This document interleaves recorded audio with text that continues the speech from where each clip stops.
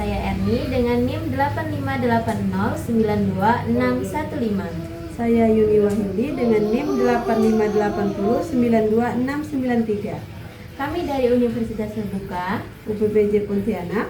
Di video ini kami akan melakukan pengamatan tentang Pertumbuhan, perkembangan, dan perkembangbiakan makhluk hidup. Selamat menyaksikan. Nah, sebelum kita melakukan pengamatan tentang pertumbuhan, perkembangan, dan perkembangbiakan makhluk hidup, alangkah baiknya kita mengenal terlebih dahulu apa itu pertumbuhan, perkembangan, dan perkembangbiakan makhluk hidup. Tumbuh dan berkembang merupakan salah satu ciri makhluk hidup.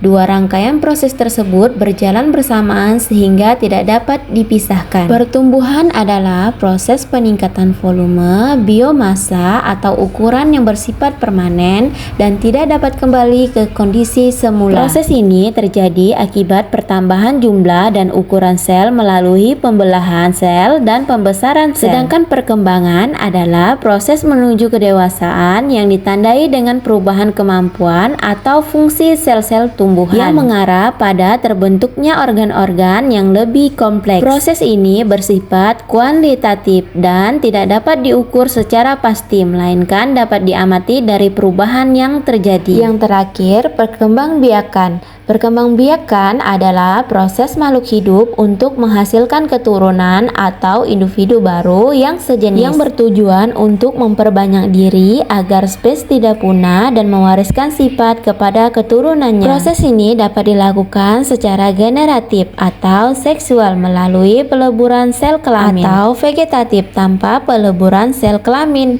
yang menghasilkan keturunan yang mewarisi sifat induk secara identik. Nah, itulah pengertian apa itu pertumbuhan, perkembangan, dan perkembangbiakan. Selanjutnya, kami akan melakukan pengamatan tentang pertumbuhan, perkembangan, dan perkembangbiakan, di mana pertumbuhan, perkembangan, dan perkembangbiakan dibagi menjadi dua. Yang pertama adalah pertumbuhan dan perkembangan tumbuhan. Pertumbuhan tumbuhan adalah pertambahan ukuran yang dapat diukur secara kuantitatif seperti panjang, tinggi, dan massa. Sedangkan perkembangan pada tumbuhan adalah perubahan yang bersifat kualitatif seperti munculnya bunga dan buah yang berkaitan dengan kematangan fungsional dan reproduksi. Keduanya merupakan proses berkelanjutan yang dipengaruhi oleh faktor internal, gen dan hormon, dan faktor eksternal seperti air, cahaya, suhu, dan tanah. Berikut adalah salah satu contoh yang kami amati tentang pertumbuhan dan perkembangan tumbuhan,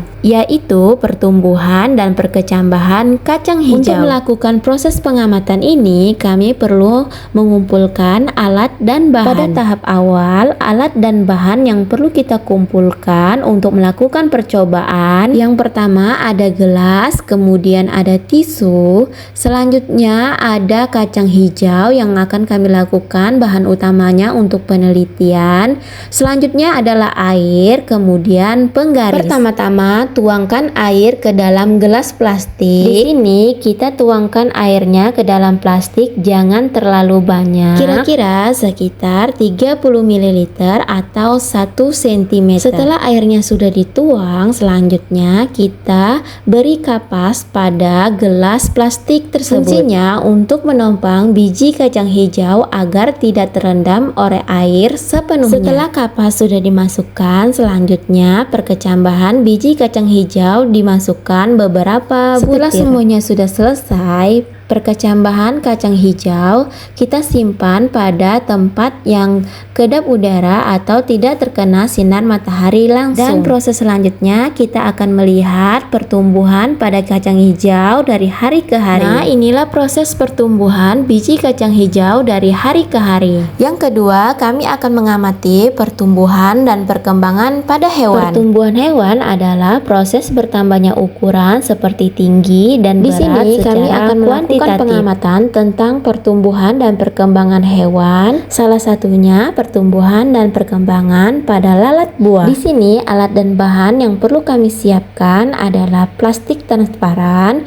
kemudian gelas plastik, selanjutnya bahan utama yaitu pisang dan lalat buah. Langkah selanjutnya pada proses pembuatan. Hal pertama yang harus kita lakukan yaitu membuka pisang, kemudian pisang kita masukkan kepada gelas plastik tersebut.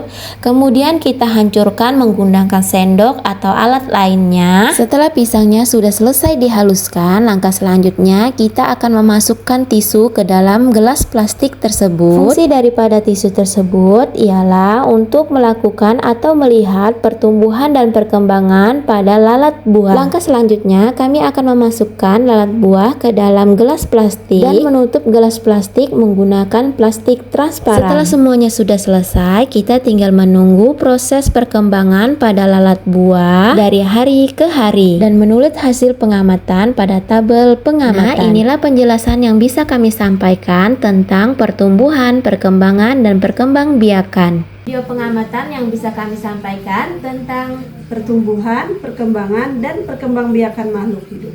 Sekian dan terima kasih.